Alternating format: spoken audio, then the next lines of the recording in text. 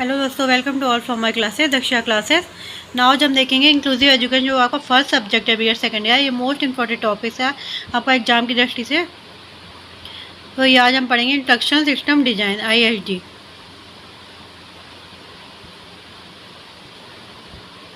यानी कि अनुदेशात्मक डिजाइन भी से हम कह सकते हैं, अनुदेशात्मक प्रारूप भी से हम कह सकते हैं। इसका नाम से ही मतलब पता लगा, इसका सिंपली अर्थ है अनुदेशात्मक प्रारूप या अनुदेशात्मक डिजाइन। मतलब एक ऐसा डिजाइन बनाते हैं हम, एक ऐसा परफॉर्मा हम बना लेते हैं, एक ऐसा हम कह सकते हैं फ्रेमवर्क हम बना लेते हैं, जिसमें हम अनुदेशन करने के लिए पूरा का पूरा मेथड जो हम इसमें लिखते हैं। एक बेहतर तरीके से हम कैसे बच्चों को अनुदेशन दे सकते हैं, मतलब अनुदेशन से टीचिंग से रिलेट कर सकते हैं कि हम कैसे अनुदेशन को टीचिंग से रिलेट कर सकते हैं, कि कैसे हम बेहतर तरीके से बच्चों को पढ़ा सकते हैं। उसका ये पूरा का पूरा डिज़ाइन होता है फ्रेमवर्क, उसको हम कहते हैं कि हर एक बच्चे को बेहतर से बेहतर किस तरीके से हम अपनी एजुकेशन प्रोवाइड करा सकते हैं, किस तरीके से हम बेहतर से बेहतर अनुदेशन बच्चे को हम दे सकते हैं, इंस्ट्रक्शन दे सकते हैं। उसको ही जो पूरा का पूरा प्रोग्राम क्रिएट किया जाता है। ये जो प्रोग्राम होता है ये टेक्निक पे बेस होता है। जो ज़्यादा से ज़्यादा लेटेस्ट टेक्नोलॉजी होती है उनका यूज़ किया जाता है।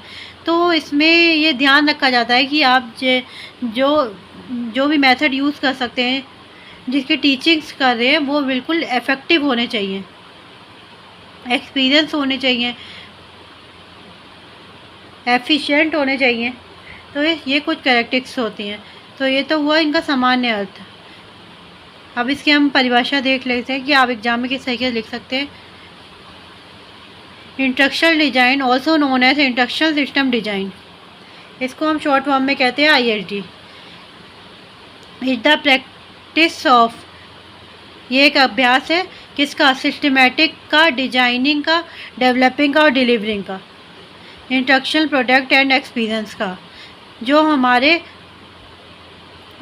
इंस्ट्रक्शंस के प्रोडक्ट में, यानी कि जो हमारे मेथड्स हैं इंस्ट्रक्शंस करने के, अनुदेशन देने के, अधिगम कराने के, टीचिंग देने के, जो हमारे मेथड्स हैं उनको एक सिस्टमेटिक वे में, एक तरीके से, बिल्कुल सही तरीके से, सिस्टमेटिक तरीके से उनको डिज़ाइन करना। पहले तो हम उनको डिज़ाइन करते हैं कि किस तरीके से हम उसको लेके चलेंगे, किस तरीके से हम उसकी टीचिंग करेंगे, क्या क्या स्टेप्स होंगे, उसको डेवलप करते हैं हम। जो भी हमने डिज़ाइन बनाया उस डिज़ाइन को हम डेवलप करते हैं, और डेवलप करने के बाद उसको डिलीवर कर देते हैं। तो कुछ स्टेप्स होते हैं ये। आगे चलकर हम धीरे धीरे इसके बारे में डिटेल से जानेंगे, तो आपको ये टॉपिक्स क्लियर होता जाएगा। तो कुल मिलाकर शॉर्ट फॉर्म में हम कहें तो इंस्ट्रक्शन डिज़ाइन मतलब अनुदेशात्मक जो आपका प्रारूप होता है, ये एक ऐसा प्रारूप है जो कि हमारे अनुदेशन के तरीके हैं उसको सिस्टमेटिक वे में डिज़ाइन करता है, डेवलप करता है और उसको डिलीवर करता है, यानी कि इम्प्लीमेंटेशन इसका किया जाता है, इम्प्लीमेंट करता है। फिर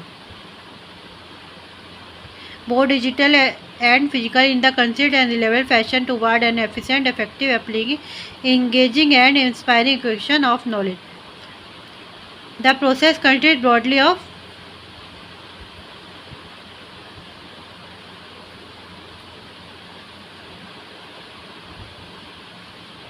determining the state and needs of the learner, defining the end goal of instruction, and creating some intervention of assets in the transitions. मतलब ये जो प्रक्रिया मोटे तौर पे क्या क्या शामिल करते हैं वो इसमें देखते हैं।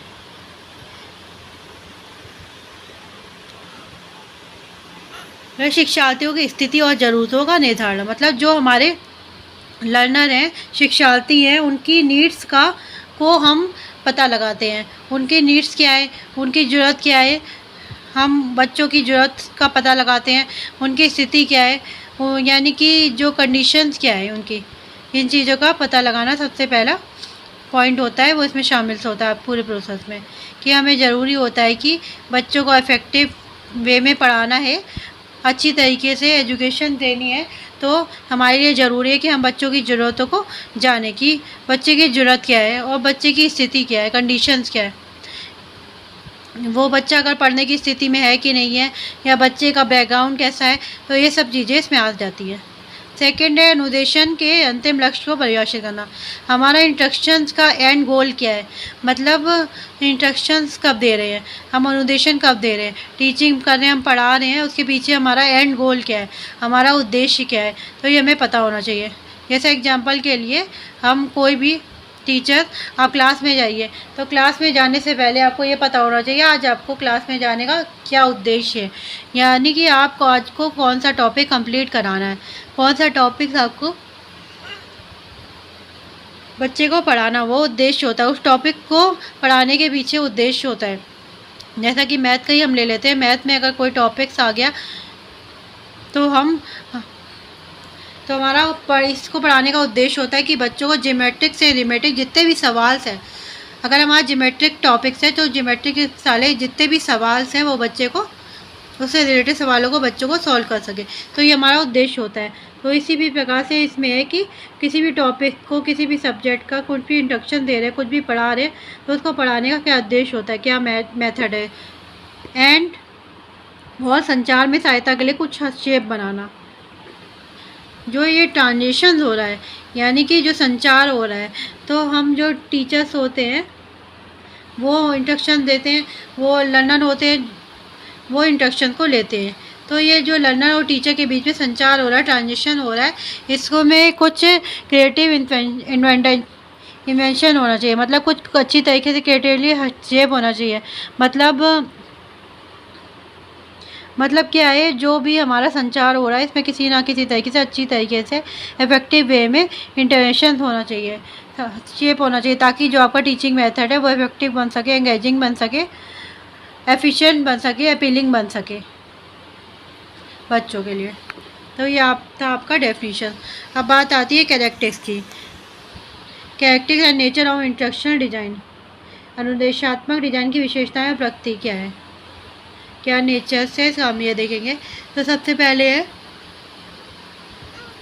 इंस्ट्रक्शनल डिज़ाइन ऐसे process in the analysis of, मतलब जो इंस्ट्रक्शन डिज़ाइन है, अनुदेशात्मक डिज़ाइन है, वो आपका एक प्रक्रिया के रूप में माना जाता है।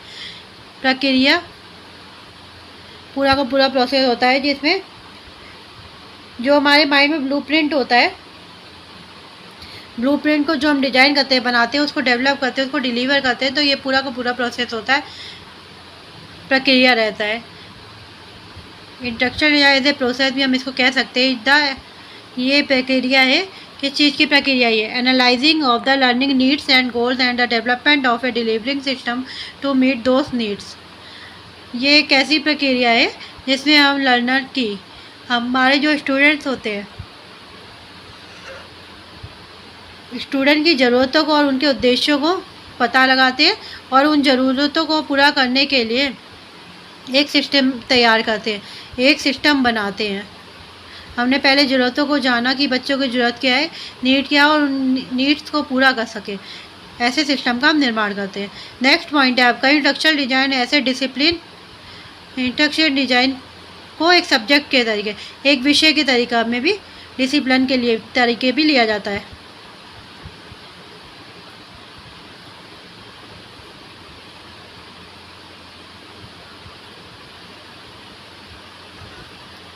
मतलब एग्जाम में तो आप डिसिप्लिन ही लिखेंगे, लेकिन हम इंस्ट्रक्शन डिज़ाइन से सब्जेक्ट के रूप में भी ले सकते हैं, सिर्फ आपको समझने के लिए सब्जेक्ट के रूप में ले सकते हैं, वैसे आप डिसिप्लिन ही लिखेगा।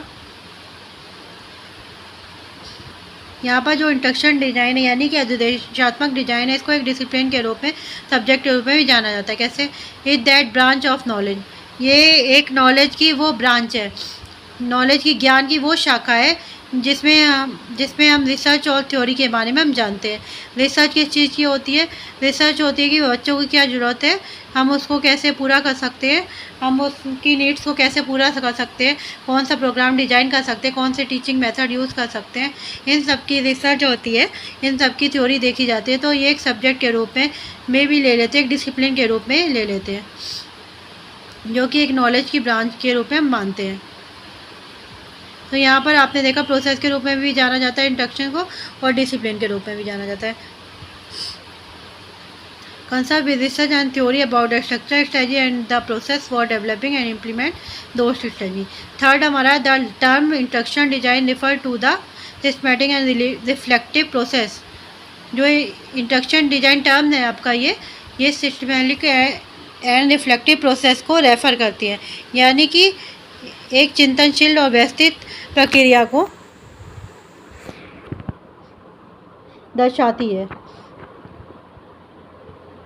प्रोसेस किस चीज़ की? Translation principle of learning instruction into plan for instruction material activity information it. ये एक व्यवस्थित और चिंतनशील प्रक्रिया है जो शिक्षण सामग्री सिद्धांतों का अनुवाद करती है, यानी कि कोई भी बच्चा कैसे सीखता है उसकी कुछ ना कुछ थ्योरी होती है उसके पीछे, उस थ्योरी के बारे में ये बताती है। तो यहाँ पर ये कैरेक्टरिस्टिक्स आपके हो चुके हैं और नेचर्स। नेक्स्ट है हमारा प्रिंसिपल ऑफ इंस्ट्रक्शन डिजाइन, उद्देश्यात्मक डिजाइन के सिद्धांत। सिद्धांत क्या क्या है? हर चीज़ का अपना अपना प्रिंसिपल होता है, अपने अपने सिद्धांत होते हैं। तो उसी तरीके से यहाँ पे अनुदेशात्मक डिजाइन के भी कुछ प्रिंसिपल्स हैं। जैसे फर्स्ट है इक्विटी, यानी कि जो भी प्रोग्राम हम डिज़ाइन कर रहे हैं, जो भी सिस्टम हम बना रहे हैं, उसमें इक्विटी का भी प्रिंसिपल होना चाहिए, मतलब सबके लिए इक्वल होनी चाहिए। इक्वल बच्चों को इक्वलिटी मिलनी चाहिए। ऐसा नहीं होना चाहिए कि ये क्वेश्चन सिर्फ इसी बच्चे को मिलेगा और किसी को नहीं मिलेगा। आपने इंक्लूसिव एजुकेशन नहीं पढ़ी। इंक्लूसिव एजुकेशन में पूरी की पूरी बुक में यही बात करते हैं, जो डिसेबल्स बच्चे होते हैं, मतलब डिसेबल्स बच्चे मतलब जो अधिगम बाधित बालक जो होते हैं, यानी कि जिनको किसी ना किसी तरीके से अधिगम करने में, लर्न करने में प्रॉब्लम्स आती है, बाधा उत्पन्न होती है। जैसे कि कुछ हैंडीकैप्स होते हैं या हियरिंग इम्पेयरिंग, विजुअल इम्पेयरिंग, किसी भी तरीके कोई भी डिसेबिलिटी बच्चे में है, तो भी उसको हम मेन स्ट्रीमिंग्स नॉर्मल चिल्ड्रंस के साथ बिल्कुल इक्वल एजुकेशन का अवसर मिलना चाहिए। पूरी बुक में हम यही बात करते हैं। तो यहाँ पर भी हम यही बात करते हैं कि इंस्ट्रक्शनल डिज़ाइन हम जब बनाते हैं तो उसमें इक्वलिटी होनी चाहिए। ऐसा नहीं है कि जो डिज़ाइन हम बना रहे हैं वो किसी एक के लिए हो या और किसी दूसरे के लिए ना हो। तो ये इक्वल होने चाहिए, सभी बच्चों के लिए इक्वल होने चाहिए। तो नॉर्मल और डिसेबल दोनों बच्चों पे होनी चाहिए। एक्सेसिबिलिटी मतलब पहुँच क्षमता, जो भी डिज़ाइन हम बना रहे हैं वो सबके लिए ईजिली एक्सेस होना चाहिए। जैसे कि मतलब ये है कि जो भी हम डिज़ाइन बना रहे हैं वो हर एक बच्चे तक एकदम पहुंच जाना चाहिए।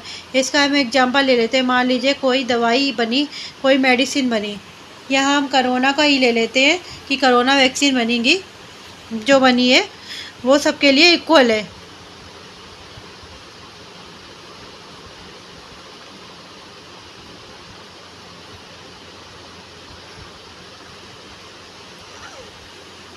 तो ये जो अब कोरोना की वैक्सीन आई वो सबके लिए इक्वल है, यानी नॉर्मल डिसेबल सबके लिए इक्वल है। तो हर एक व्यक्ति के पास आसानी से पहुंच जाए। तो ये होता है पहुंच क्षमता।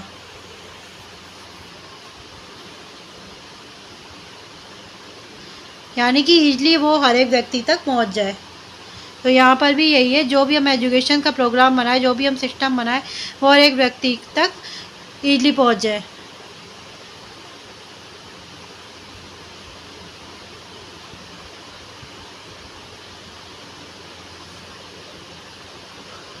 यानी कि हर बच्चे तक पहुंच सके।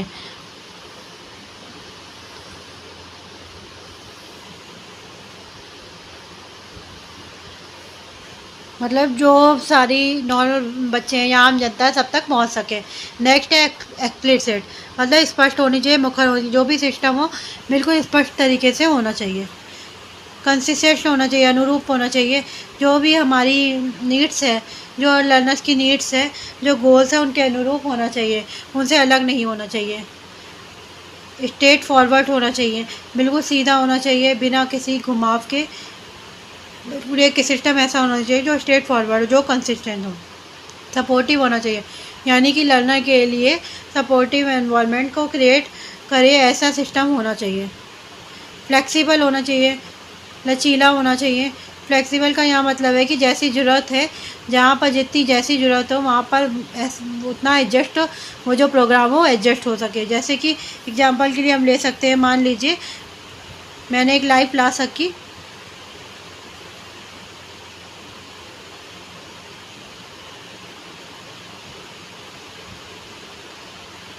लाइव क्लास रखी है और लाइव क्लास का टाइम रख दिया रात के 12 बजे। अब रात के 12 बजे कोई भी ऑनलाइन नहीं आ सकता, सारे स्टूडेंट तो नहीं आ सकते 12 बजे के बाद, तो बहुत ही कम स्टूडेंट्स मिलेंगे, सब स्टूडेंट के पहुंच में नहीं होगा। अगर यही क्लास हम अगर हमारा ये गोल हो कि आप तक वो वीडियो पहुँचे ना पहुँचे, लेकिन हमारा तो टाइम फिक्स है रात के 12 बजे लाइव आना, तो वो होता है दृढ़।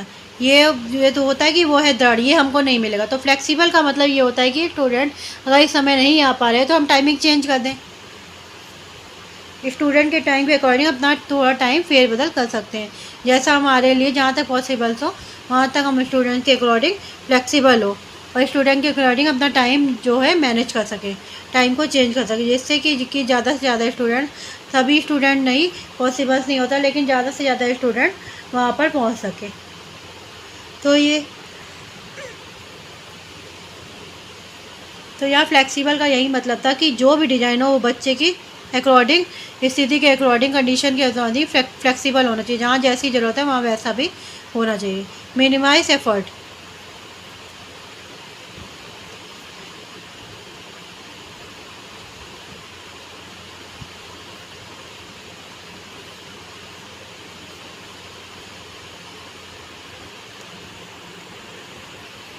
मिनिमाइज एफर्ट, जो आपकी मेहनत होती है उसको कम से कम करनी चाहिए।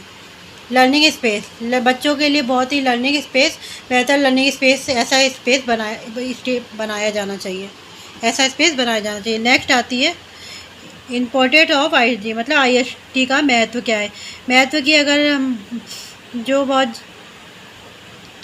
महत्व की हम बात करें तो ये बहुत ज़्यादा इंपॉर्टेंट है, एग्जाम की दृष्टि से ये बहुत ही ज़्यादा इंपॉर्टेंट है। Enhancing access to general education curriculum for student with disabilities, कुछ स्टूडेंट ऐसे होते हैं जिसमें कोई डिसेबिलिटी होती है, इंक्लूसिव एजुकेशन में हम यही पढ़ते आ रहे हैं कि डिसेबल स्टूडेंट्स वगैरह, यानी कि अधिगम बाधित बच्चे, जिनको कहीं ना कहीं समस्या होती है अधिगम करने में, समस्या वाले बच्चे भी नहीं कहते हम। तो ISD की इसलिए इम्पोर्टेंट है, इसलिए महत्वपूर्ण है कि ISD की मदद से जो भी नॉर्मल एजुकेशन है तो वो डिसेबल बच्चों तक भी आसानी से पहुंच जाता है। Preparing student without disability for the real world, students चाहे वो डिसेबिलिटी हो या विदाउट डिसेबिलिटी हो, यानी कि वो डिसेबल चिल्ड्रन हो या नॉर्मल चिल्ड्रन हो, हर एक चाइल्ड को रियल वर्ल्ड के लिए प्रिपेयर करें। It support alternative delivery system, ये जो ISD है ये अल्टरनेटिव डिलीवरी सिस्टम को सपोर्ट करता है, यानी कि वैकल्पिक वितरण प्रणाली को, अगर एक मेथड हमने अपनाया, उस मेथड से हमारा काम नहीं हुआ तो उसका अल्टरनेटिव मेथड भी हमारे पास होता है, दूसरा मेथड भी हम यूज़ कर सकते हैं, जहाँ जैसी ज़रूरत होती है उसके अकॉर्डिंग हम मेथड यूज़ कर सकते हैं। ऐसा नहीं है कि सिर्फ एक ही मेथड है, अगर समझ में आए तो ठीक, नहीं तो नहीं ठीक, हमारे पास दोनों मेथड होते हैं।